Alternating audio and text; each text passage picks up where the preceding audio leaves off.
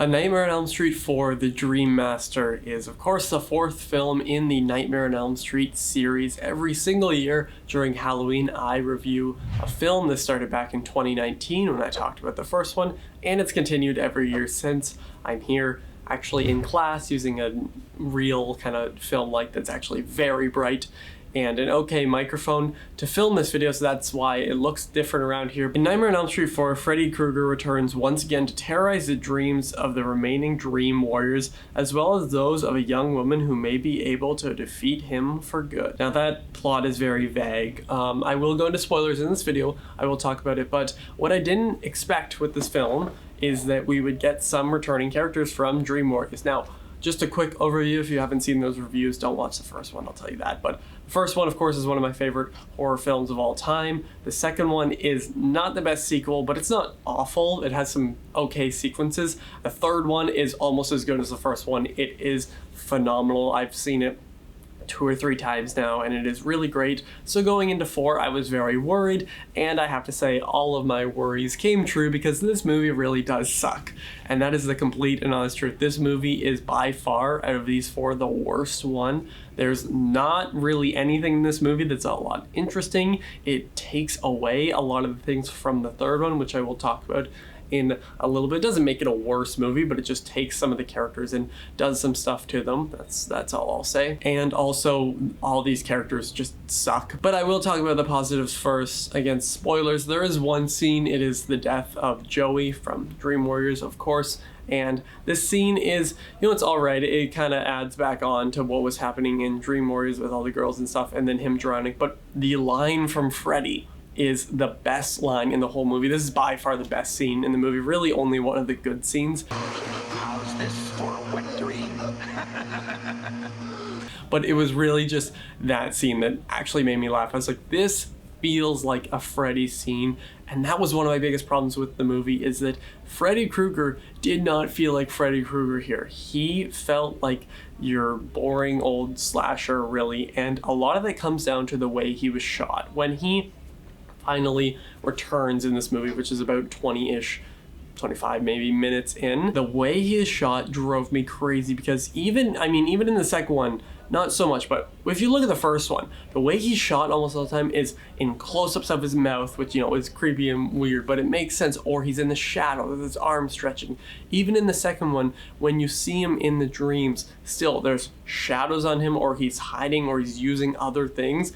Here, he is filmed like every single other character, and that drove me crazy, because you cannot be intimidated by someone if they, are being filmed the same as everybody else, which may not make sense, but when you watch the movie, it's something that directly, I noticed right away. And I hope this light is not too bright, because it's really bright on my face, so maybe I can fix that in editing, but still. But that was one of my biggest problems, and some of the other things that are quite obvious. The characters suck. I barely remember any other names. The one name I really remember is Alice, and that's because they say it like 50 times throughout the movie. The screenplay is just horrible. It's probably the worst thing about the movie. The dialogue's awful, the writing's awful, just everything. And the acting, I don't think it's so much the acting. I think it's more so just the screenplay being so bad and all the situations just being terrible that they don't really have anything to work with. But I will say that was not a strong suit of the movie, and I never like to tear down actors or directors,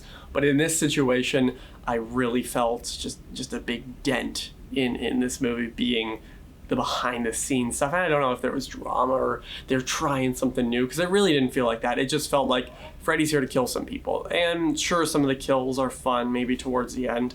They can be quite interesting. The poster is awesome. That's what I'll say. That's one of the biggest pluses with the movie, is that the poster is sick. But really, this movie is ugly as well. The opening sequence is gross, because normally when there's grain in movies, and I watched this on Blu-ray. I had the Blu-ray set of all of them. When there's grain on film, I like it if it's like film grain, but here it was like noise, but like not in the good way. Like, it was just, I don't know. I was like, really? You have all this money and the film doesn't even look that good? Like, it was just like dirty and gross, but it wasn't like an artistic choice. It was just like they just didn't light stuff properly, you know what I mean? Which is funny, because then when Freddy was on, he was filmed, you know what I mean, whatever. And as the film progresses, I just became less and less interested in it. They try to add this whole new thing with this character being the Dream Master, and it's, if you say this rhyme, you can then, I guess, take the personality and the skills of people, because you have the main character here, and she is like the main character for like 3/4 of the movie. It's not like a psycho thing. It's like she's the character and the main character, and then she dies, and then somebody else becomes the main character who is a side character. You know what I mean? Whatever. But she was like supposed to be best friends with Kincaid and Joey and them from Dream Warriors, but it was just weird because she was pulling them into her dreams. But then after she died, it's like the other person kind of could do what she did, but also had their person. Like, it was just this weird thing that was only really explained of, if you say the Dream Master rhyme, then you get the powers. But it's like, wouldn't everybody get it because she's not the only person who would say this? I don't know. It's just stuff like that wasn't really explored that well. And even with the runtime being just barely over 90 minutes, I still wasn't interested. It's not like I was falling asleep, no pun intended, but I was just watching this like, okay, is anything interesting that happened? No? Okay, yeah, okay. And I honestly like feel bad. Like, Robert Englund is of course fantastic as Freddy, but even he doesn't have that many great lines. Like, obviously there's the one line in the Joey scene, but I really just felt bad because there's stuff like this in the movie that just kind of feels weird. So I don't know, this just really didn't feel like a true Nightmare on Elm Street film. It just didn't have any interesting characters throughout. The connections between them was so boring and just the most basic, like, first idea that comes to your head, write it down, boom, we're going with that type of film. And I really wasn't interested throughout. I think the screenplay sucks. I think the acting was not great. The direction, cinematography, really there is barely anything good about this movie. I would only recommend it if you're watching through all the movies, but it really is not that good of a movie. A Nightmare on Elm Street 4, The Dream Master may have a cool idea, but the horrible screenplay, characters, and lack of care take all of that away. There's not a single scare in this movie, but also no thrilling sequences. This is easily the worst entry of this series so far. I'm going to give Nightmare on Elm Street 4, The Dream Master, a 1.5 out of 5. A really big dent in the series for me, but I know maybe the next one is actually even worse, but I have not seen it yet, but I will review that next year. I hope you guys enjoyed this fun little makeshift setup. It is Halloween. Happy Halloween. This is the best time of year. But yeah, I had fun. I'm sitting in a wheelchair here,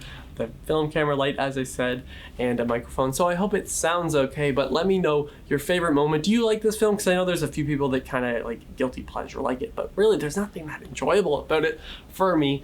Thank you all for watching. Happy Halloween. I will see you guys next time. Over and out.